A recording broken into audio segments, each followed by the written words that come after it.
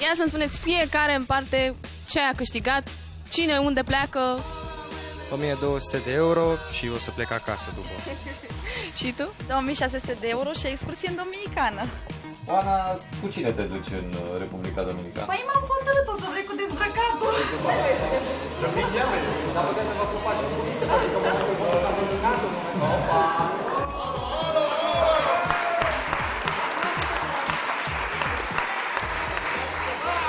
Cum v-ați înscris la Kiss Cash? Cineva convins?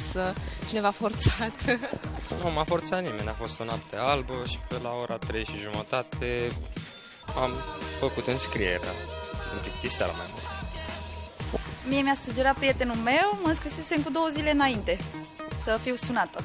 Da. Și care au fost reacțiile când ați fost sunat? Fete, urlete, fericire! 1200 de euro, 20 de ani, ia uite, e o partidă bună, Oana? La mine reacția a venit mai târziu, nu prea, era și de 1 aprilie și am crezut că e o păcăleală, era a doua oră când o luam în ziua aia și era chiar nașpa, adică nu. Pe cine a sunat Cerebel? Pe mine. Pe tine. Și pe tine? Pe mine m-a sunat Andreea. Ce să faceți cu banii? În principiu vreau să deschid o firmă de IT și o să-mi iau un gadget, iar ce mai rămâne pentru părinți. O să mă căsătoresc. Și sunt foarte fericită. Te plagi în Republica Dominicană? Nu, înainte de a pleca, asta să fie o parte din luna de miere. Nu o să-l las acasă, a fost o glumă. Sper să dorească să fie soțul meu. Da, bine, el nu știu de ce a încercat să-i sinucide deja.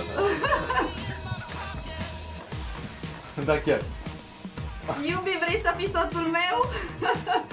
Am primit 10 telefoane, iată momentul ăsta. Suntem asaltați de telefoane, 10 iubii vor să fie. Văd că ai venit cu susținătoare aici.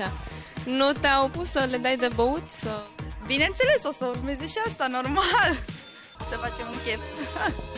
Da, eu deja am 2 nopți albe, jumate din câștig e dat. S-a băut. Prietenii nu mă susțin că la ora asta dorm.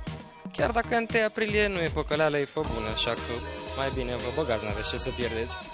Ascultați Kiss FM și câștigați!